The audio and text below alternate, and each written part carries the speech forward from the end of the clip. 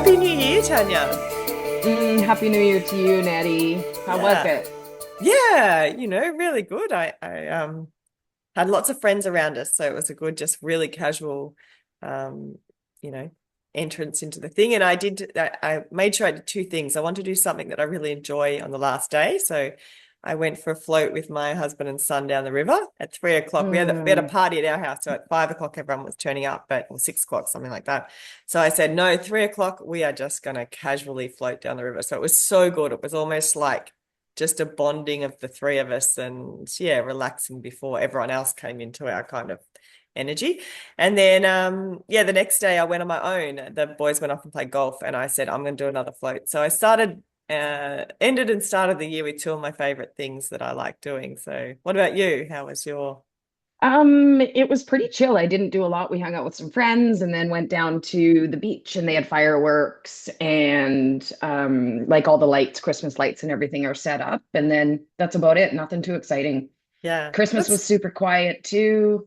It's just pretty much Zach and I, and yeah, it was relaxing. But I've also taken 2 weeks off work through this time, and I am like forcing myself to do very little. Like yeah. for the last 2 weeks, all I've done is like laundry and gotten a few things done around the house and, cooked and stuff like that. And the rest of the time I've watched a bunch of movies and just really recharging. I love And I that. want, yeah, yeah, it's been really nice and really needed because and it kind of brings us into what we were going to talk about is sort of the recap over the last year. It's been a year. Like it's Yeah. been a year and it's been quite a year, right? Like uh my relationship ended, my dad passed away, I switched, was became fairly traumatized from my job, switched jobs. My perimenopause is nuts and I was anemic. I had parasites. Like, there's been a lot of stuff You that could that write my life in 2024 in a book. Like seriously. That's a lot in one year. yeah, sometimes I look, taking care of my mom, like, sometimes I look back at and I just go, wow. Like, Yeah. it's crazy how much kind of really all happened at once. So I really needed just downtime, almost what I need to do. And maybe this is kind of my New Year's thing. I don't totally believe in New Year's resolutions. I kind of like the idea of like a word Yeah. that kind of represents sort of what you're looking for in the next coming year. And I think for me is two things, like relaxation and being lazy is not a bad thing because I'm usually so action oriented, and I've just been in burnout, Yeah. just been in burnout. And so I don't know what my word is quite yet, but I also want to have more energy so that we can go on adventures, Zach and I, and do more traveling and wonderful things like that. So I, yeah. I think I love that you took a pause almost. I think we don't do that enough. And I think what you've been able to do in that, if you do take a pause, is you get to soak that year in and actually reprocess that again and work out kind of where everything fits and then let the energy move back again. And I think if we don't do that, we run through and just keep going. It's like we wake up one day and we don't know who we are. And it's like so much has happened to us and so much energy has been sort of put in and moved. And it's like, wow, when you verbalize what we do in a year, and I think a lot of people relate to what you do in a year, um, there is a lot for your whole body, mind balance to actually integrate with spirit. So, like, that soak it all in rest time is really nice. And I think maybe that's what I do in the river. It's almost like I get in the river and I just float down. I don't have to do anything. I literally sit there and the current takes me down to the other end and then I walk back home and I feel so much better for doing it. So yeah, so this podcast is definitely a 2025 beginning, but also a 2025 recap and of what we sort of think is important to bring forward with us, like the learnings from 2025. And it's only been like it's the 5th of Jan when we're actually recording this. So um, it doesn't really matter when you're listening to it. It could be 2 years' time at a similar time, but it's that same line kind of thing that I think that New Year's does. And I'm with you. I'm not a New Year's resolution person, but we have the year of for the last 30 years, my husband and I, we do the year of. And so sometimes it's year of laughter. And if we're not laughing enough through the year, we will go, hang on a minute, we just need to relax and enjoy ourselves. And we've had the year of travel, we've had the year of family, we've had the year of friends. We sort of pick something. So this year we when we were thinking about what we wanted to do, we were with a friend and that we hadn't caught up with for like 15 years, but went to uni with. And we were laughing so much. You know, when you laugh till you cry, it's just, and you can't talk anymore because you're just laughing so much. So we've made it the year of the laugh till you cry. So that's kind of, like you do a word, we do like a little saying. So I love that. yeah. And so we're going to put ourselves in positions where we are around those people who just, laugh to cry and, not have the telly on for a night and sit around and talk. And you do, once you get into conversations and stuff like that, you do laugh a lot. Like we're a fairly sarcastic family. And so our humor is, it's got its own category, but Yeah, we it all, does. It yeah. does. Zach loved it. He But was we've like, he finds me funny. yeah. But laughter is really important for us. It's a way that we communicate with each other. So yeah. Yeah, that's our year ahead, and I encourage if people find New Year's resolutions annoying or too hard or that they never make it something like that, like a word or whether it is just self-reflection or something like that. And you just remind yourself once a month to self-reflect without putting such a hard line on like a measure on what we're doing. And I think Yeah. sometimes that's what New Year's resolutions do. Um, I think I've just had enough life experiences and for a long, long time that I just want to not have life making me have the experience, but I want to be making life the the experience. experience. Yeah. Yeah. And you know, I think for me, like I just had such a lack of energy and all of that that I'm just like, I need to get out and I need to play and I need to go on adventures and I just need to really have fun because Yeah. I am feeling better, mentally, physically, all of that. So Yeah. my We have hormones are balanced, all those wonderful things. one. Anybody that's gone through perimenopause or Yeah. menopause knows exactly what I'm talking about.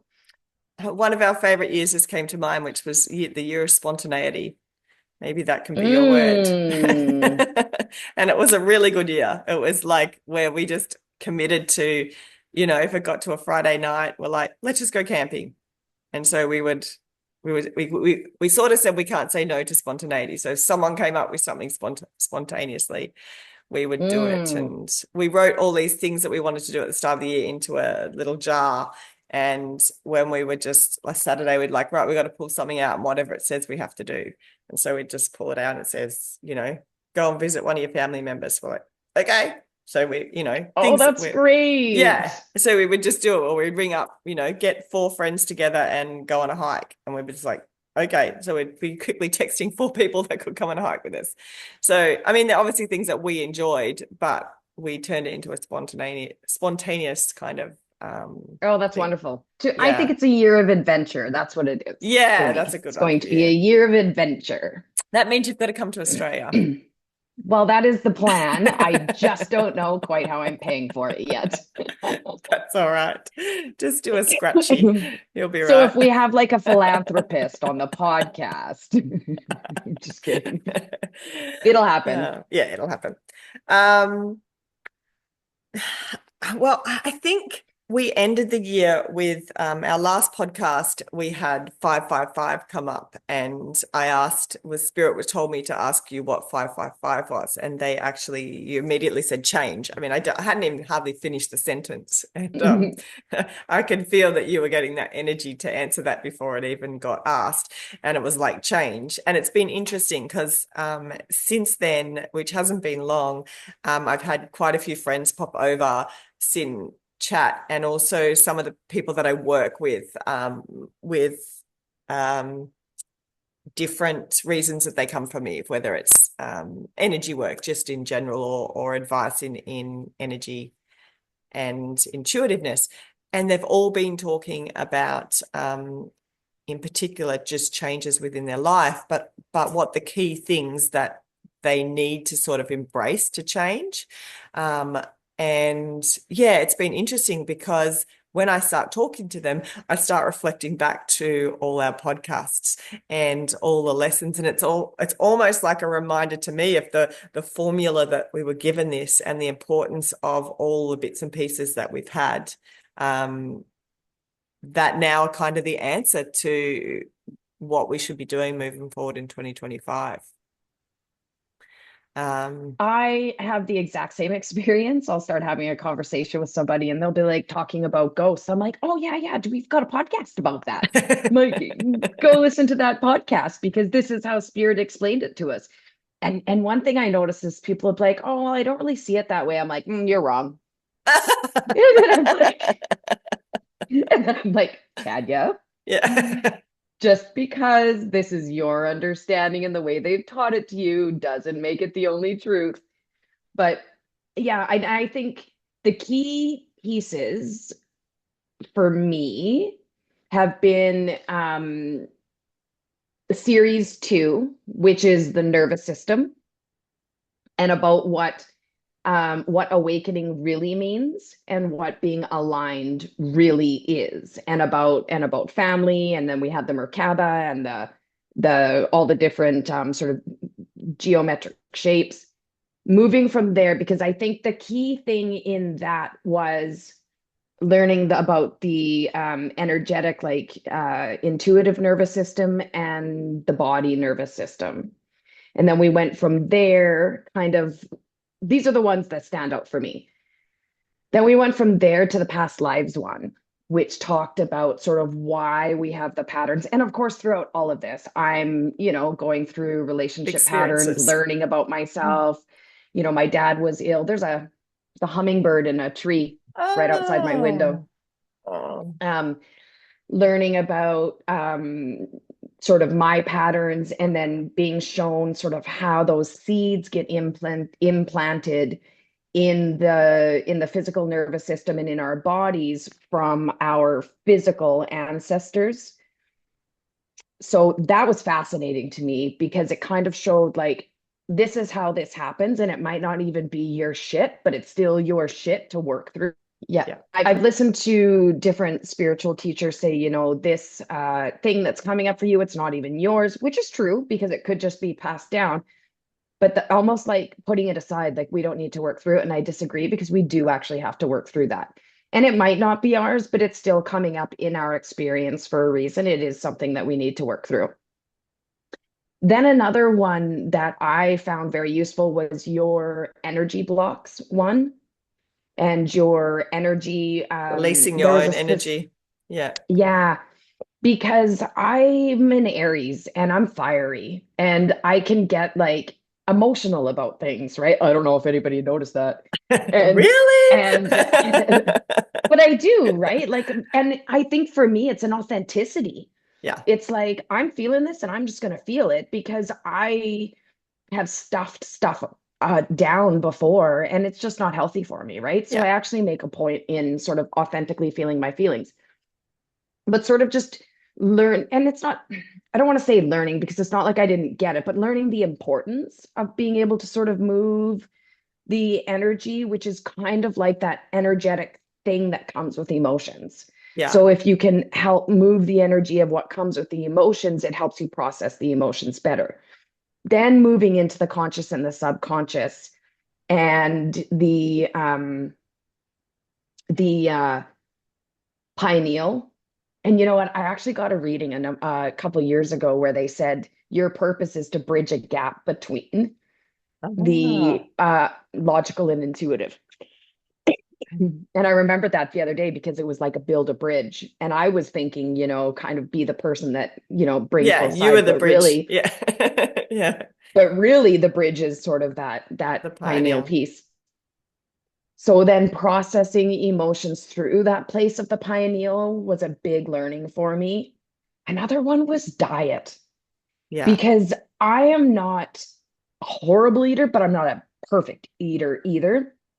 But for me, and this is just me, what I found is eating a high protein diet and making, oh, sleep too, making sure I get the proper amount of sleep is making a big difference in my energy levels and how I feel. Yeah. So I would say those are the big things. And of course, my voice is going a little bit, so I'll let you go from here. Yeah, I think all of that I agree with too. And I think the word when you said learn, but you didn't want to say learn, I think it's that we get reminded of this because a lot of it when it came through, it was almost like somewhere deep down we knew it. It's like, oh yeah, the subconscious, I was like, oh, okay, that's super cool. And then I'm like, it's so simple. I kind of feel like I knew it. And I think spirit's reminding of it and it's packaging it in a way that it just aligns with everything else. And I think the triangles that we did definitely do that. But it keeps I keep getting this like this square up and it wants me to talk about a toolkit. And it's like if you had to just give someone a toolkit to concentrate for the next year ahead, you know, what would be the key kind of things that you put in those four little elements of the toolkit? And I think the first one is definitely openness. I think for all of this, when we're listening to it, is to just sort of sit back in a neutral understanding and listen to it and just hear it for what is being said rather than start to self-judge of because when we're told something, we often then start to reflect whether I'm doing that. And then if I'm not doing that, am I wrong? And then therefore, is this right? Like there's this judgment that comes in when we hear something. How does that fit with me? But we do it too quick almost. Whereas we need to get the knowledge. And like you're doing on this 2 weeks now, just sit and stop. Or like I do on the float, give yourself that processing time to do it. So when you're listening to not only what we're talking about, but a friend or anyone like that, listen openly, have that openness. And then the next part of your toolkit is actually give yourself the time to process and unpack what you're hearing so that you can see how does that fit in my life. A kind of an easy example of that is I know when we said we were moving we lived inland in a beautiful place and we were moving up to the beach. This was, I don't know, probably 20 years ago now. And I told a bunch of people, and interestingly, more than half of them made comments like, I said, oh, guess what? We're moving up to the coast. They're like, oh, I don't like sand in my car. Or, oh, I don't know how I'd go with sand all the time through my house. And I'm like, oh, okay. And what they did was they instantly measured their own self. Okay, I want to stay here because not like there was meant to be no comparison. I wasn't suggesting that they were living in a bad spot or that they should move to the coast or that's a better thing to do, but that's how they measured it straight away. And so rather than listening to my information and digesting it, they just started to self-judge and self-measure against themselves. And I think if we can not do that, if we can just hear something for what it is, we will then come back and say, oh, awesome. You guys will love the coast, and what made you think you wanted to go there or what made you do? And you'll actually learn from a discussion rather than start to put in place all these judgments of, well, if you start hearing about diet, my diet's fine. I'm fine with diet. And it's like, no, but you're not listening to what the actual whole diet podcast is about. You're starting to then quickly put measures on yourself to make yourself feel okay about your diet. And yes, you might get to the end of it and have learned very little, but I don't think anyone will get to the end of any podcast and not have learned something from anyone that you listen to, even if it's a weird little takeout on the side.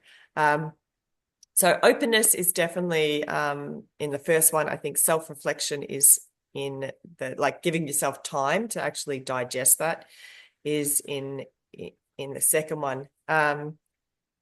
And I'm for some reason going over back to you to it's dropped my line like this down to here where I can't see the bottom two. It's almost like Tanya is going to give you the next stages. So that might not be now straight away, but I'm seeing that it's like yeah, I'm literally with my mind, I'm trying to lift this thing up so I because I could see them before and they've gone down. Um, so I'm going to go back to you because for some reason we're going toolkit. openness, toolkit, actually time to actually then digest it into your own way of life. And then the third part of the toolkit apparently sits with you.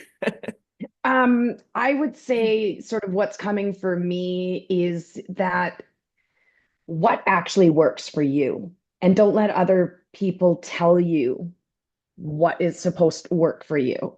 So Yeah. it's interesting that they threw it back to me, but I don't know if my parents were anxious, but like anytime, man, that hummingbird, it's still there. That's so cool.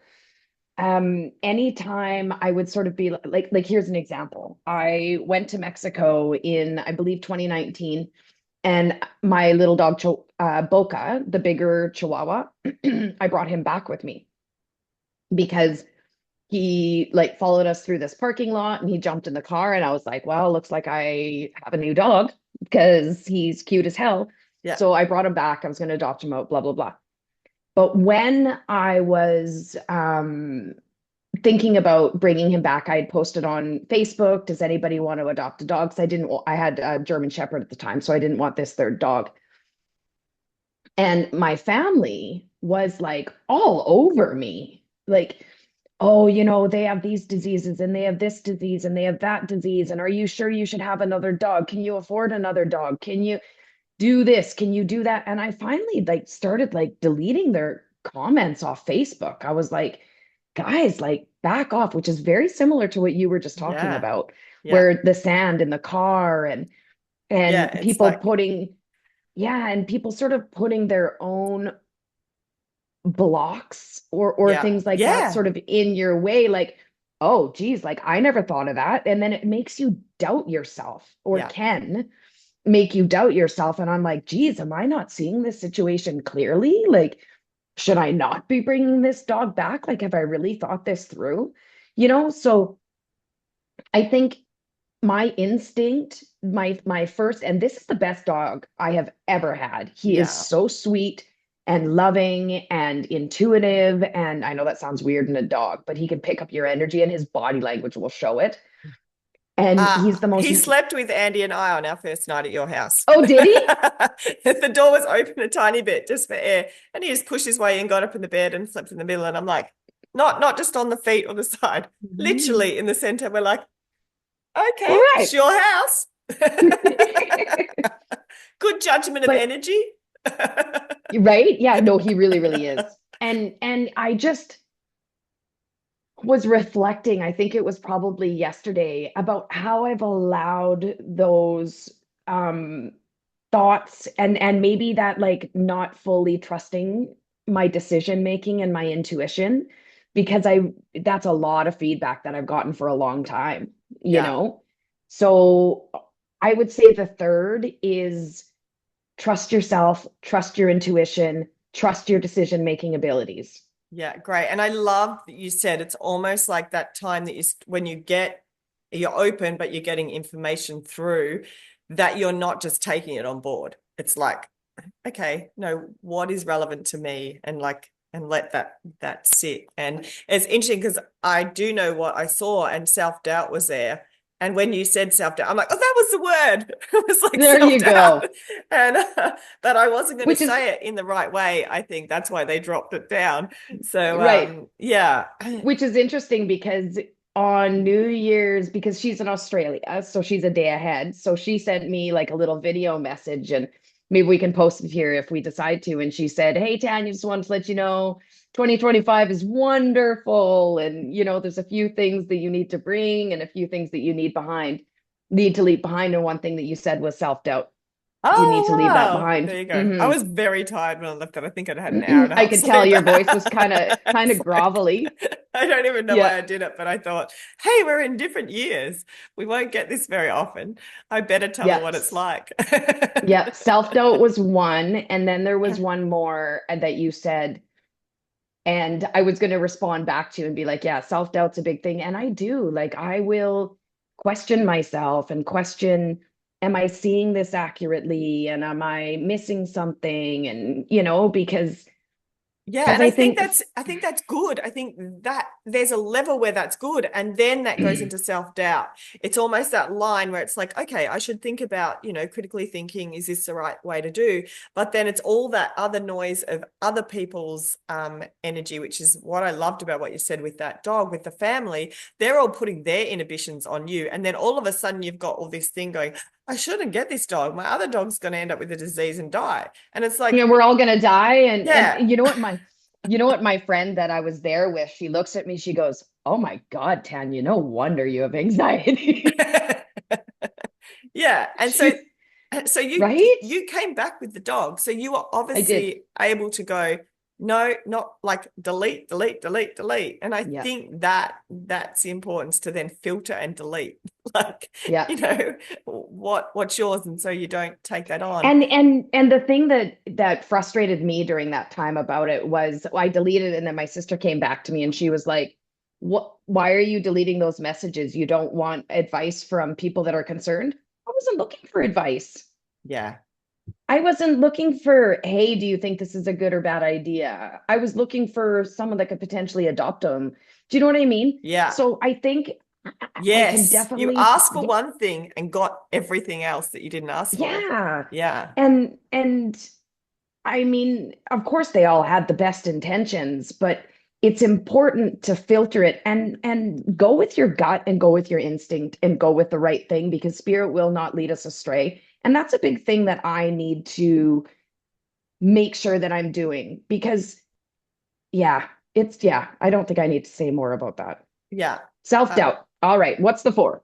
Well, I'm just gonna do, they're showing me the does anyone play, I don't know what the card game is because I haven't played it for years, but it's got a reverse, skip, reverse. Uno. Uno.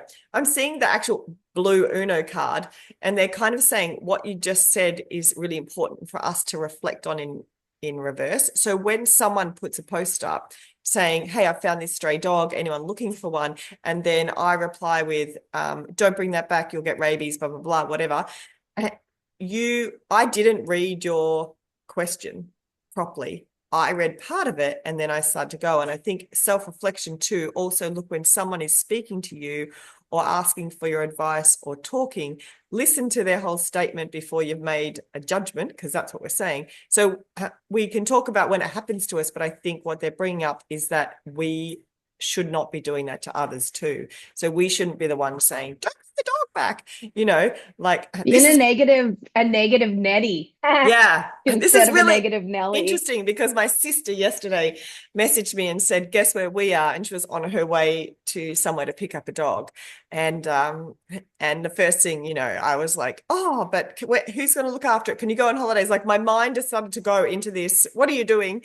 And then it was just like, no, like that's awesome. They've wanted a dog for a long time. They've got an opportunity. The dog's was from their dad, from his dad, which is great. And so then I changed my mindset to, they weren't asking me, should I do that? They were just telling me that this is where we are in our life and I should just be happy for them, which I was. Yeah. And then I started to think of all the positive things that are actually going to come from it. So I think we can do that in the like front and back reverse. So we've got openness as our starter. Then we've got like time and reflection almost. And then we've got self-doubt, which is a lot bigger way of you saying self-doubt as well.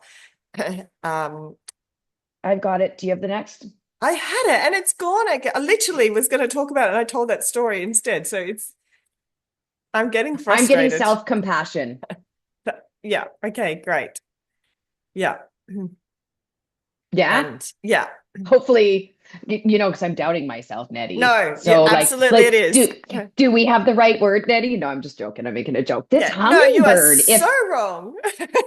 if you guys are seeing me looking up, sort of, I've got this hummingbird that's just like sitting in this tree. It's been there this almost the entire podcast. So if a hummingbird is important to you, then a hummingbird is something to do with something. I know that I've looked into it, and hummingbird usually means like bring lots of color and brightness into your world. And it can also mean like ride the waves of the tumultuous nature that's going to be coming up in your life in the Aren't, next little while. aren't they also one of the only birds that can fly absolutely stationary, like be in the moment, if that makes sense? Ah, I yes. think they can just, they're the only ones that can actually just stay in their same spot, if that makes Yes. sense. Which was, which was what I was kind of seeing in that fourth one was, um, they said a line, oh, sorry, that's hilarious. That was my sister calling who I was just talking about with the dog. um, uh, to actually stay, I think we said on one of our podcasts ages, because I'm seeing the line again. You're so much better at knowing what podcast it was, but it was like to learn from our past and not live in our past. And to be in the moment. So the hummingbird, I think, is one of those ones that actually is in the moment, if that makes sense. It just sits there in there. But yeah, and I think that just works in with what you're saying as well. It's like being true to yourself in that, not being in someone else's life or someone, all these other things, to sit back and reflect on what you've done, take the pause, take the information, process it, and do what is true to yourself, not to someone else. That makes sense. And that self-compassion piece, I think very much is that, do we make mistakes? Yeah. Do we Yeah. screw up? Yeah. Do we get too emotional? Yeah. Do Yeah. do you know, do we drink too much whiskey and blue cheese? Yeah. But can we move past those things? Yeah, we can, Yeah. and let's not beat ourselves up or Yeah. be hard on ourselves for how we've responded or like, Yeah. yeah, Learn take, from all those mistakes or those things that you wish you had done, or don't live them. yeah, Don't be them. Yeah. Be more but compassionate. Yeah. but don't beat yourself up for yourself. So yeah, self-compassion. Yeah, absolutely. Um, that's a cool little toolkit, I think, for all of us. And I think in many ways, that's what our year of podcasts have been, learning how to realign yourself, how to self-reflect, how to do that in a way that's compassionate to yourself. And I remember someone saying to me um, about, like, when someone has something, said, "You're always so excited for everyone else. Why are you so excited for everyone else? It's like you need to live vicariously through them." And I was like, oh, I never realized that was a trait for me. And like, am I trying to soak off these people? And I was kind of hard on myself at first when I heard it, because I thought, oh, maybe I'm not doing enough in my own life, that that I'm dewing off everyone else almost to get their No. thing. But then I realized that I needed to take it. Was actually, I think, Andy that said to me, you should take that as a compliment, Nettie, because um, what you're actually doing is not doing the sand thing. When someone says I'm going away, you're not thinking of yourself first. You go, oh wow, you're going to have an amazing time. The coast is awesome. Haven't you always wanted to go to the coast? Ah, send me a picture. Like I can't wait to see what Yeah. it's like. And it's because my energy was not about myself. And I think that when you energy becomes about yourself, it's not because you're selfish. It's because you're self-judgmental. And I realized that I was in a much better place where I wasn't judging myself all the time. So therefore, when someone said something, I didn't have to measure that back to myself. I could say, okay, that's awesome for you. I'm not going, am I living in the right place? Am I doing the right thing? It's like my first thing is nothing to do with me, because that comment wasn't about me. It was like you said, when the people read the comment wrong, what they were reading when I was saying I'm moving is that where we're living is not good enough because they live there, right? But that's not what I was saying. I was just saying for our time in our life, we want to move. And when I hear something from someone, I don't put myself in their shoes in a judgmental way. I put myself in their shoes as in their shoes, going, hey, you've always wanted that. That's This is awesome. wonderful. Yeah, yeah. Yeah, that's super cool. And so what I took originally as a self-reflection, and that I was, I really needed to work on the fact that I was living vicariously too much through other people, was, hang on a minute, I've moved past judging myself of all these measures that I have in life. I don't really have them for myself anymore. As long as I'm comfortable and happy where I am, then I'm not measuring myself against anyone else. And so when you take that away, then you can be happy for everyone else. And then when someone says they've just won Taps Lotto, uh, I'm like, that is awesome. And that was the one they brought up. They said, if someone won Taps Lotto, you would go, that is so cool. Where are you going? What are you doing with it? Whereas they would have said, I would have gone, oh, if I had that much money, I would do this, this, and this. Why don't you do that? Like, why are you so invested in other people rather than yourself? And so it was kind of like, oh, I don't know. Why am I? You know? And then I realized Hmm. I am because I'm in a good place. And so I think, Yeah, because I'm happy for you. yeah, and I'm not so self-critical of myself.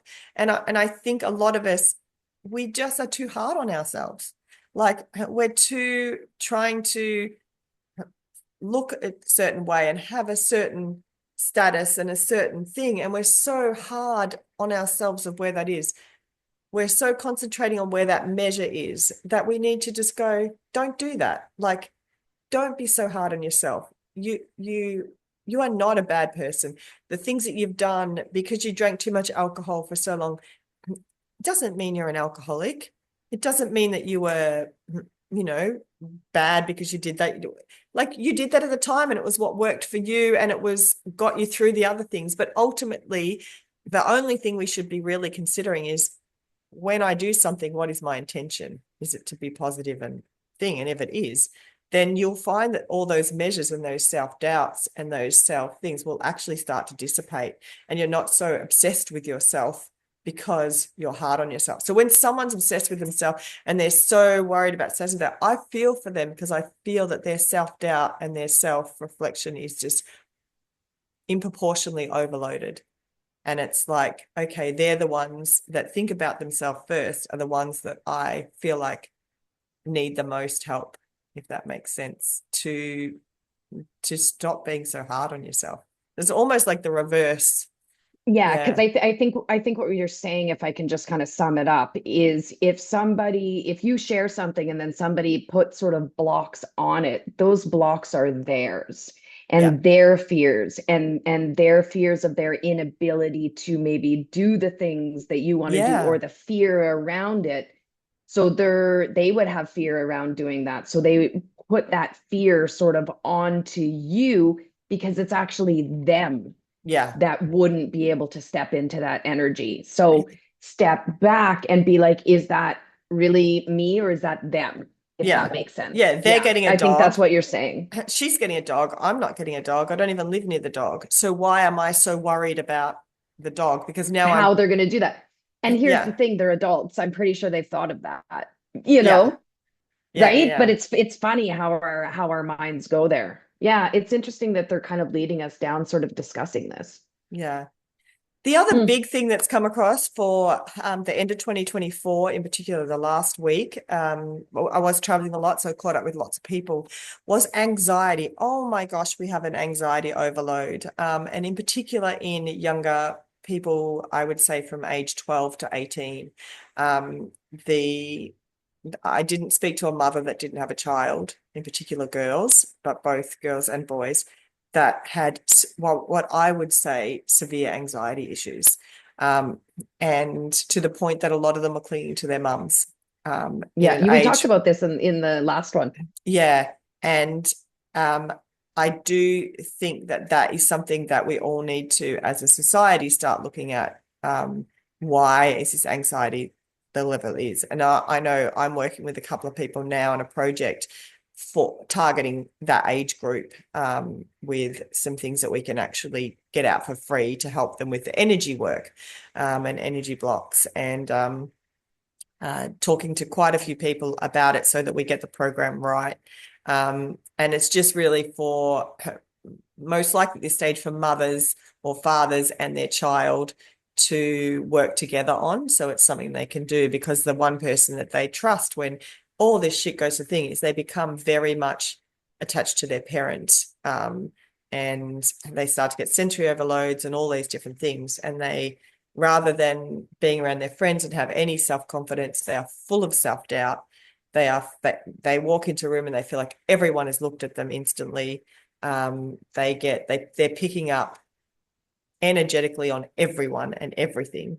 And it's just too much. So they've almost gone out of their physical and into their intuitive on a really large scale when they should be at their age. We spoke about this way back at the start of the graph of where you should be at certain ages.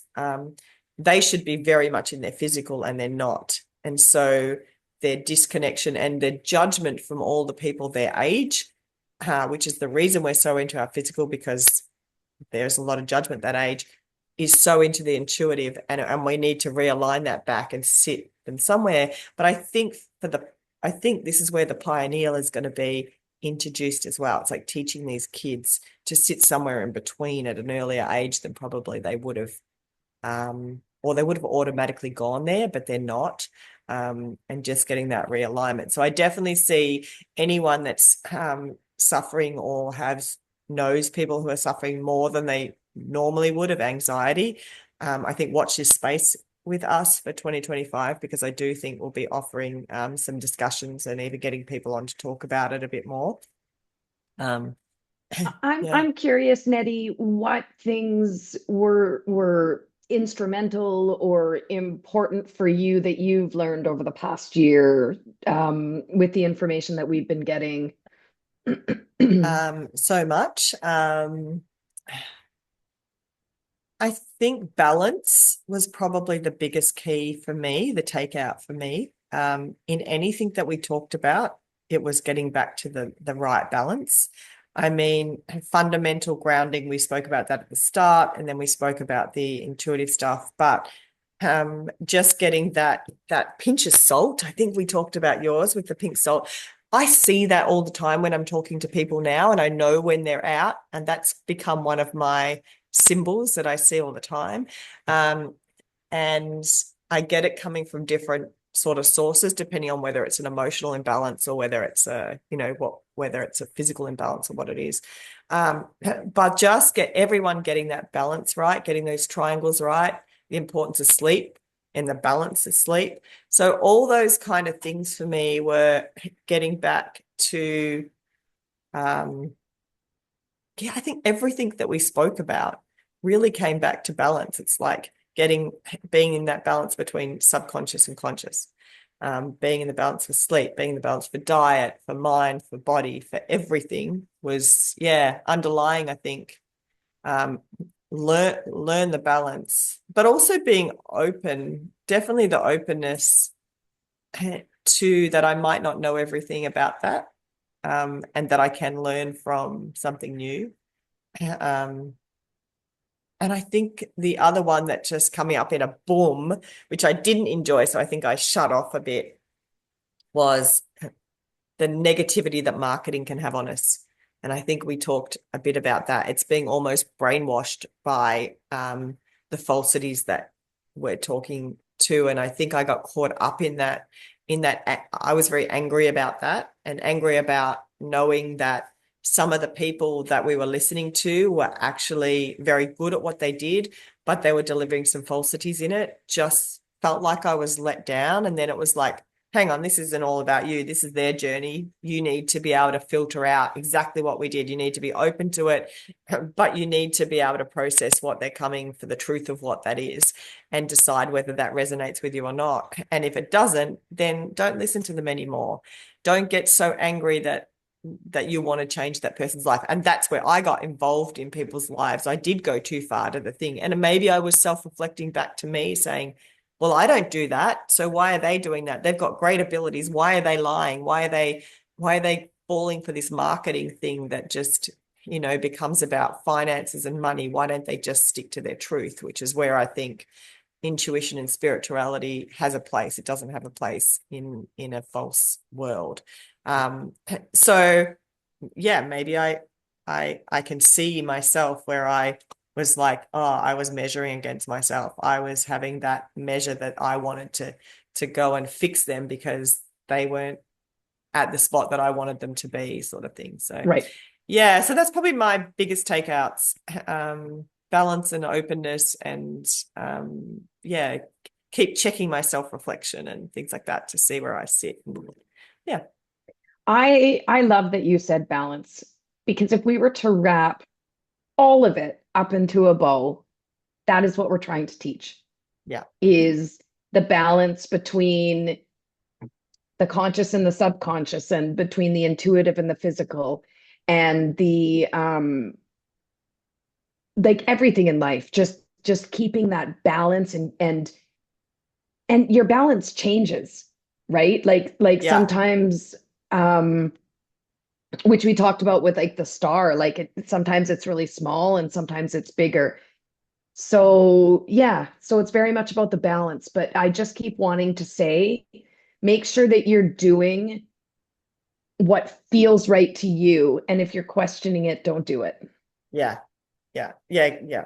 It's one foot in both worlds too, right? The balance. Yeah. Yeah. Yeah. Yeah. Yeah. Yeah. So, my darling, anything else to share? No. Welcome to Excellent. 2025. Welcome. Thank you. I still have my hummingbird outside, and thank you all very much for being here. We look forward to doing this podcast with you moving forward. I don't have a clue what we're going to be talking about, and so keep coming back. Thank you. Bye.